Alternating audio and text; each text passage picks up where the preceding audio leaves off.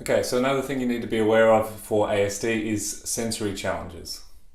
So the guiding metaphor for this whole video is basically that for at least some members of the ASD population, basically all of their sensations and their senses are turned up to 11. So what we might not even notice, they pick up a lot more strongly and firmly in their various cortexes. So the most common ones are light is a problem. So if you think of, flashing, annoying fluorescent lights that you occasionally notice, this could be quite possibly something quite strong for an ASD student.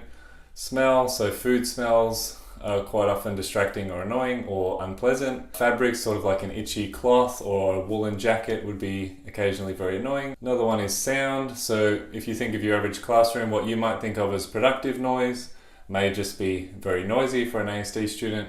And lastly, taste. So quite often people with ASD are quite fussy eaters, which causes basically their gut to change, which makes them more fussy eaters, and quite often they can run into dietary and bladder and bowel problems as a result. So as I alluded to just briefly then, fluorescent lights aren't great, and then basically all of the senses can be overly sensitive to one student. It's typically not all at once. Most students have sort of an area that they find more sensorially annoying, distracting, however you want to phrase it. But if you think of our high school setting, there's very little you as an individual teacher can do. A common problem in primary schools is that sort of classrooms are too cluttered. There's too much information, too many signs, too many posters. That's probably not an issue for us. But there might be certain rooms that are especially challenging for a student that you have with ASD in your class.